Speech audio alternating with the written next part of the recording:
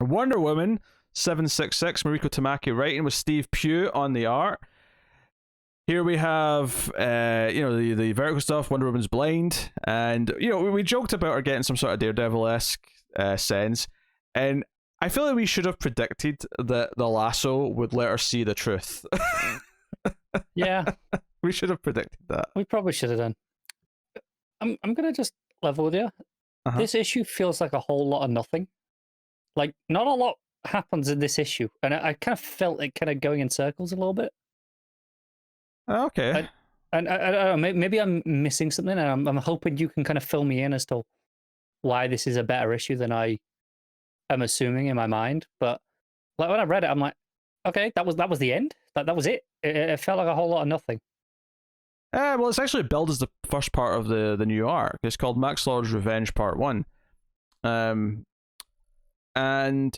the ending's basically Max finally making his move. Like, there's a little bit of teasing early on when he's leading her blind that he can't be trusted, but he does eventually abandon her. Yeah. And Vertigo shows up, and Wonder Woman's left to deal with that on her own. And she blindfolds herself with the lasso to see through it. I will say it's a little bit weird how essentially at the end Max just kind of says, the effects of that thing will start to wear off. She'll probably get her sight back soon. It was kind of just a weird wishy-washy way of doing it. For the most part, though, it is Wonder Woman fighting blind with the various soldiers and then destroying the Vertigo's tech that's letting him do all this extra stuff that he doesn't usually do. And that's kind of it. The big thing at the end of the issue, though, is Max actually making his move where he's getting, he's retrieved some tech that he wanted. We don't quite see what it is, I don't think. But he retrieves something, and this woman who was kind of held captive by Vertigo comes out and is like, "Oh, you're here to save us," kind of thing.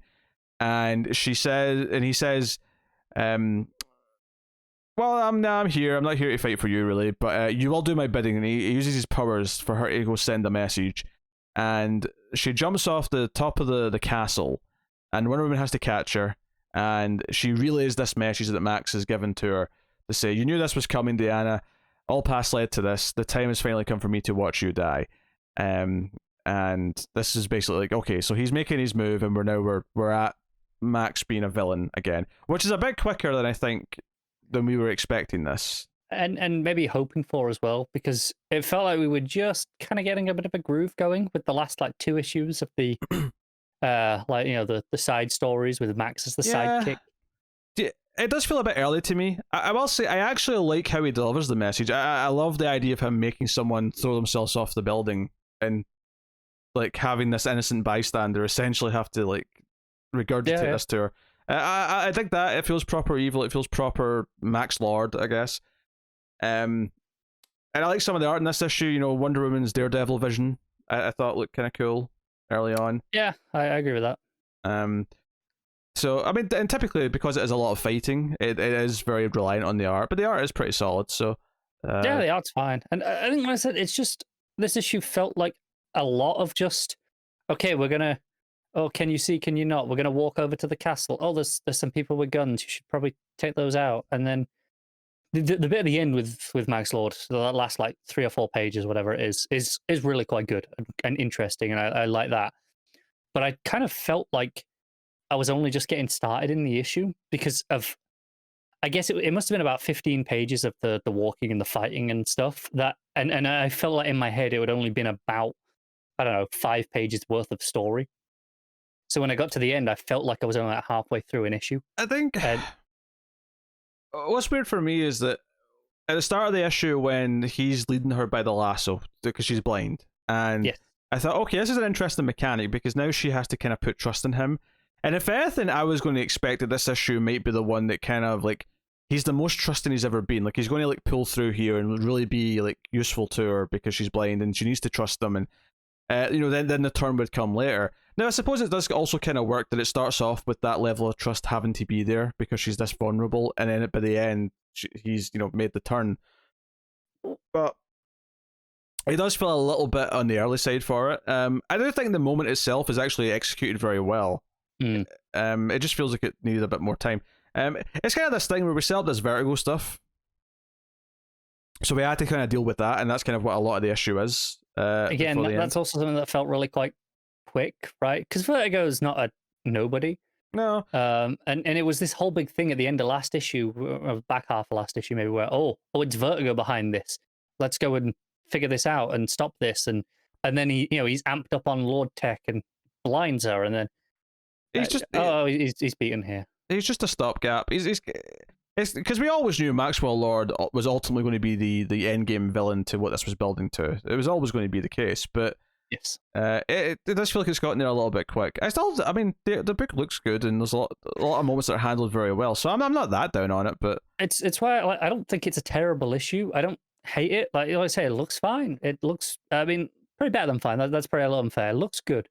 The fighting is all perfectly decent.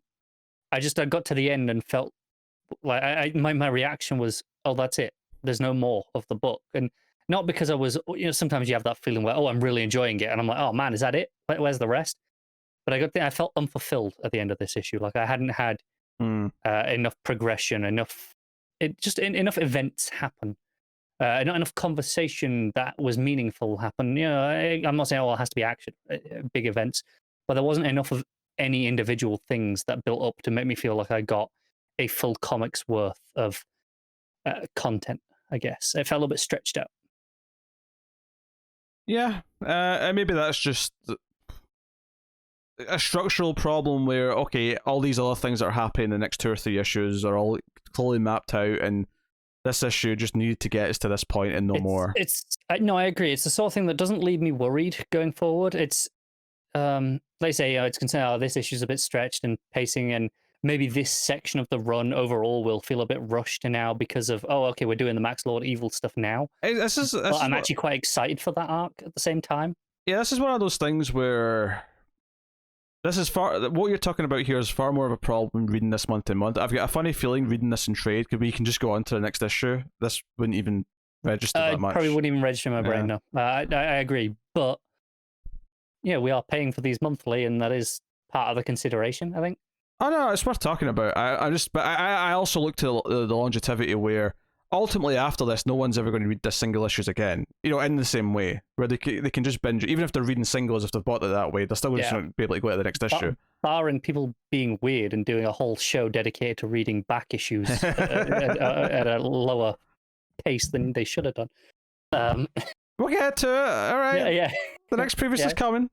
It is.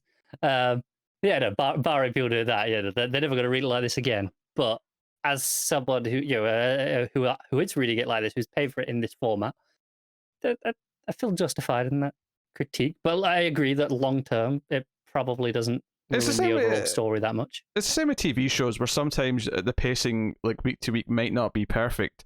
But there's some shows that actually translate from having slightly off pacing week to week that all of a sudden when you start binging them, and it's not like with a binge show where they expect you to do it so they don't structure it properly.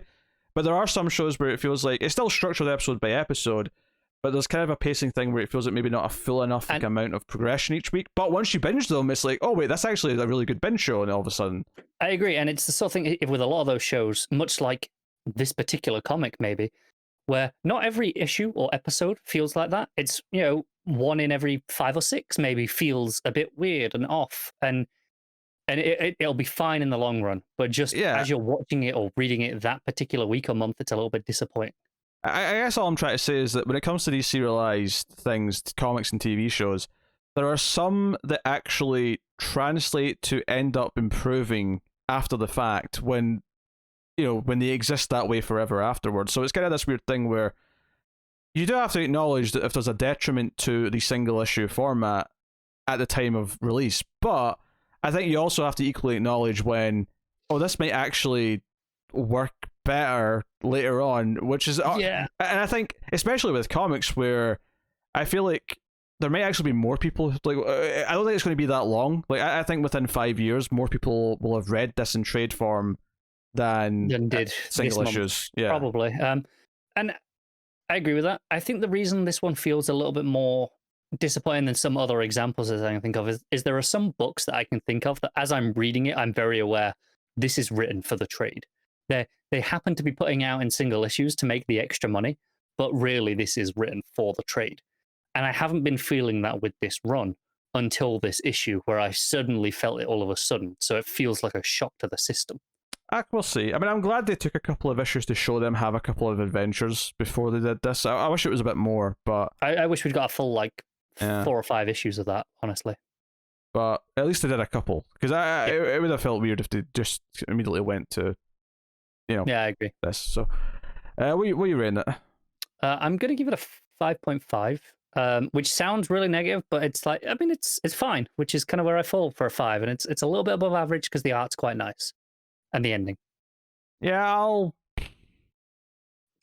I'm definitely more positive than you. I didn't have as many problems, even though I do have a couple of things that feel a bit off. So I'm going to go with a 6.5 for me. So, cool.